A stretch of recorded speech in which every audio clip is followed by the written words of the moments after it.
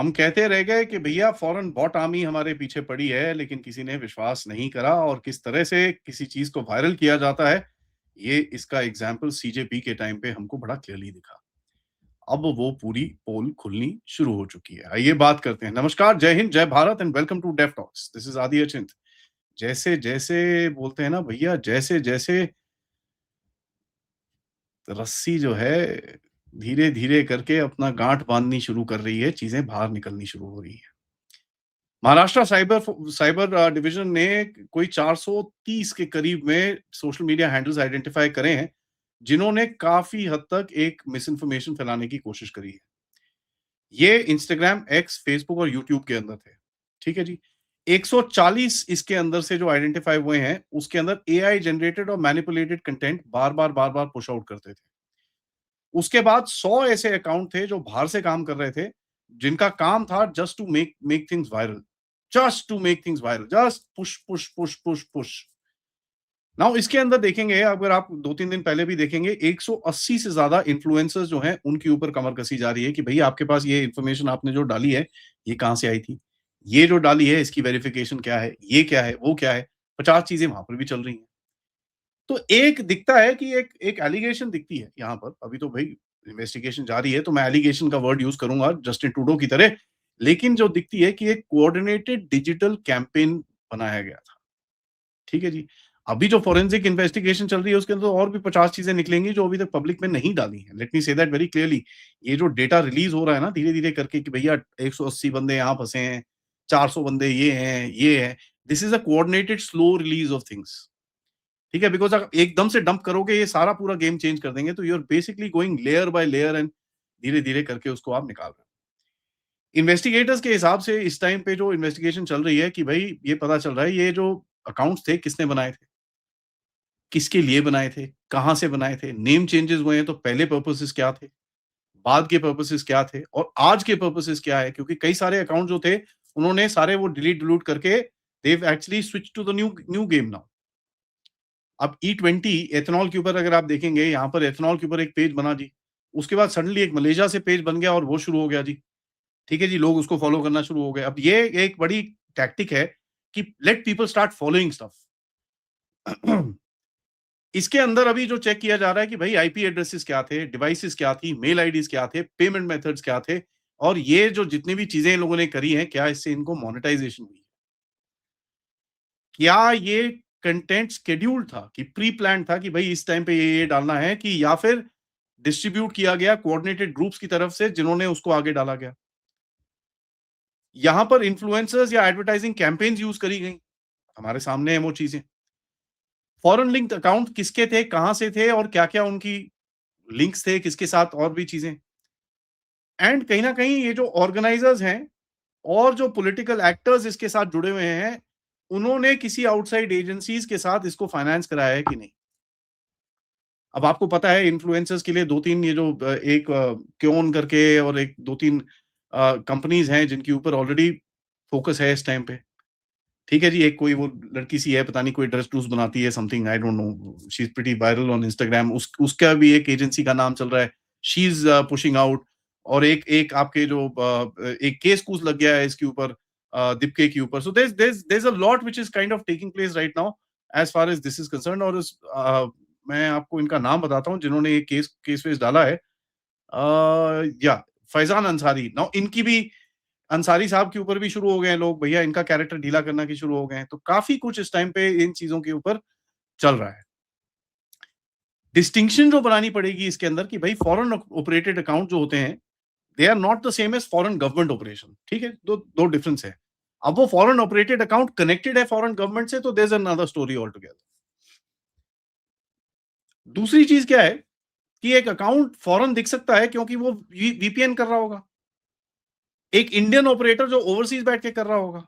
एक commercial bot engagement farm है, recycled account है, या फिर एक ऑर्गेनाइज्ड फॉरेन इन्फ्लुएंस नेटवर्क है, क्या है? वो देखना पड़ेगा।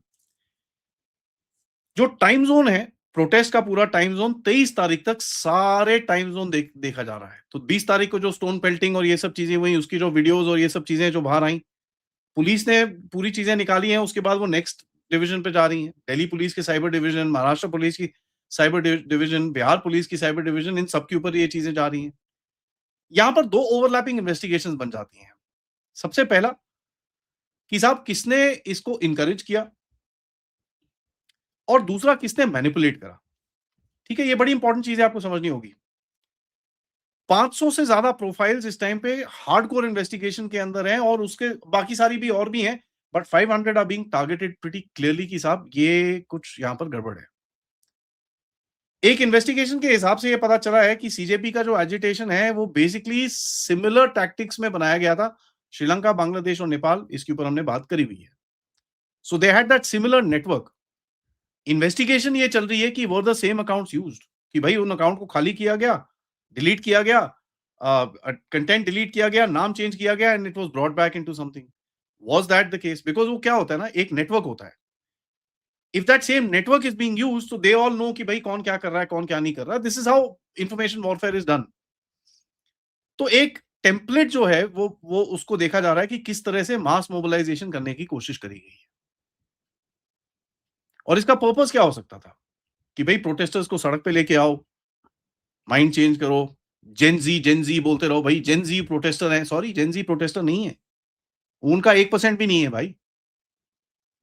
और ये तो मैंने कैलकुलेट करके आपको बताया हुआ है। अगर आपके पास 70 करोड़ इस टाइम पे यंग लोग हैं जो 19-29 साल से नीचे हैं, लेट्स से 25 साल से नीचे, अगर उसका भी हाफ कर लें, 35-40 करोड़ अगर वो लोग हैं, तो 35 करोड़, 70 करोड़ का हाफ 35 करोड़ अगर आप देख लो, तो वो लोग हैं अगर आपके पास, तो उनमें से कितने यहां पर थे?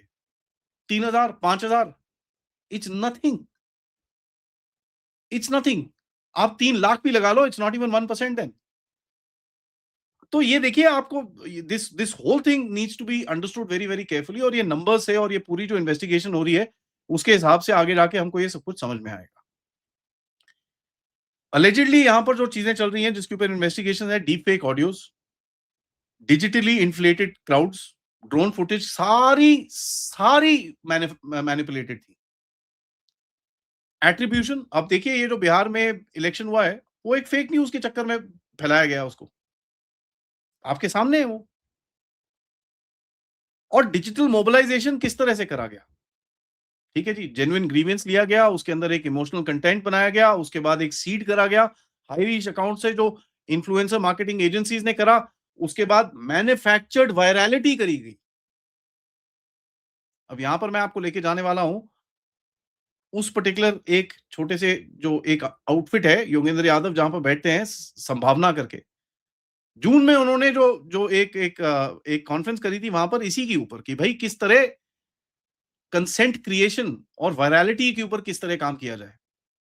So this is manufactured virality. ठीक है जी, आप रिप्लाईज फ्लड कराते हो, जर्नलिस्ट को टैग करते हो, हर किसी को टैग कर रहे हो, फ्लड करा रहे हो उसके अंदर, and you are saying outrageous things which actually go viral. तो एक ऑनलाइन आउटरीच को फिजिकल मोबिलाइजेशन में किस तरह कन्वर्ट किया जाए, उसके ऊपर काफी इनकी कोशिश है, and then of course resulting into violence. अब 3 दिन है जिसके ऊपर पुलिस काफी फोकस कर रही है। वन इज 20th, 21st, 4 दिन है, 20th, 21st, 22nd and 23rd। ठीक है जी, ये 4 दिन के ऊपर हाई फोकस है, बाकी दिन के ऊपर भी ऑब्वियसली फोकस है क्योंकि उस दिन पे जो चीजें हुई थी। नाउ ऑर्गेनाइजर्स और उनका क्या रोल है इसके अंदर, obviously that will be the next step, और उसके ऊपर इन्वेस्टिगेटर्स एस्टैब्लिश करेंगे कि भाई इन लोगों ने कितना कराया था, इन लोगों को कितना पता था इन चीजों के बारे में। यहां पर एक एलिगेशंस अभी आ रही हैं कि 1-1 लाख रुपए दिए थे भाई एक एक पोस्ट करने के लिए। काफी क्लेम्स आ रहे हैं इसके ऊपर, एंड कहीं ना कहीं अगर आप इन क्लेम्स को देखो, ये तो मेन स्ट्रीम मीडिया में आ रहा है साहब। किस तरह, किधर पे ट्रांसफर हुआ? बैंक्स में गया, यूपीआई में गया, एजेंसी कॉन्ट्रैक्ट्स में गया, इनवॉइसेस में गया, कि सॉफ्ट किसी चीज में गया, या फिर क्रिप्टो करेंसीज के अंदर और किसी और सिस्टम्स के अंदर पेमेंट्स हुई। इसी के अंदर अगर आप देखेंगे अभी तो इस टाइम पे गवर्नमेंट जो मेटा, गूगल और ये स्नैपचैट और इनके साथ जो इस टाइम पे लड़ाई कर रही है, it is basically to figure that out. तो देखिए, this is not a one prong approach, ये एक बहुत बड़ा अप्रोच है जिस तरह से बॉट नेटवर्क को एक्टिवेट किया गया। ठीक है जी, हंड्रेड्स ऑफ अकाउंट्स एक सेकंड के अंदर बेसिकली एक साथ एक चीज को पोस्ट करते हैं, तो ऑब्वियसली ट्विटर में एक ट्रेंड बन जाता है या किसी के अंदर ट्रेंड बन जाता है। एंड अगर आप उसको पढ़ोगे आपको दिखेगा, अभी भी देखो जो रेज बेट कर रहे हैं ट्विटर के ऊपर। अभी मैं एक एक मैं पढ़ रहा था किसी को, कि साहब मोदी को क्या समथिंग समथिंग कुछ गाली-गुली दी। ठीक है जी? नाउ गाली-गुली दी तो जैसे ही आप गाली दोगे वहाँ पर 60,000 व्यूज़ आ जाते हैं क्योंकि क्या होता है राष्ट्रवादी आके उसको फोड़ते हैं वहाँ पर। So this is rage baiting. ठीक है? इसका काम है ये चीज़। इसका ये क्योंकि ट्विटर पे पे आउट है, एक बंदे ने एक एक फेक आईडी बनाई है। फेक आईडी मतलब रियल बंदा है, बट उसने नाम कुछ लिखा हुआ है। क्या लिखा हुआ है? ओह! XYZ अपडेट्स, समथिंग, कुछ उसने लिखा हुआ है। अब उसने कुछ लिखा हुआ है और वहाँ पर ऐसा एक स्टेटमेंट डाल के वो चले जाता है। जब वो स्टेटमेंट डाल के चले जाता है, सडनली वो वायरल होता है, भैया पैसे आने शुरू हो जाते हैं और वो अकाउंट एक बॉट अकाउंट टाइप बन जाता है। फॉलोशिप आती है उसको, एक एक तबका उसको फॉलो करता है और सडनली उसके कमेंट्स और ये सब चीज़ें आनी शुरू हो जाती हैं। जैसे ही वो होता है, खत्म कहानी उसके बाद, there you know your bot has been created. एक ऐसी लड़की थी जिसका एक एक वीडियो था जो मतलब उसने ट्विटर पे डाला था, उसके कोई 1200-1300 सब्सक्राइबर थे ट्विटर के ऊपर। उसने ऑटो रिक्शा में ऐसे-ऐसे हिलते हुए अपनी एक एक वीडियो डाला। That thing got 27 million views because वो एक ऐसा ट्रेंड पकड़ा कि हर कोई वही कर रहा था। So it's about that virality factor और ये कैसे एनकरेज किया गया, this is what the investigators will be looking at the moment. तो भैया धीरे-धीरे करके प्याज की परतें अभी खुल रही हैं। AI assisted partly foreign operated disinformation network जो यहाँ पर चलाया गया था, इन्वेस्टिगेटर्स इस टाइम पे उसको पता है क्या है? कौन कंट्रोल कर रहा था? कहाँ से इंस्ट्रक्शंस आ रही थी और कहाँ से पैसा आ रहा था? आगे देखते हैं होता है क्या। तब तक वीडियो को लाइक करिए, सब्सक्राइब करिए and share this with your friends and families end of course अगर आप इस चैनल की तरफ सपोर्ट करना चाहें, please do that, use the QR या फिर पेपैल या फिर super stickers, super chats and मिलते हैं थोड़ी देर में रमनीक सिंह मान साहब के साथ। तब तक नमस्कार, जय हिंद, जय भारत।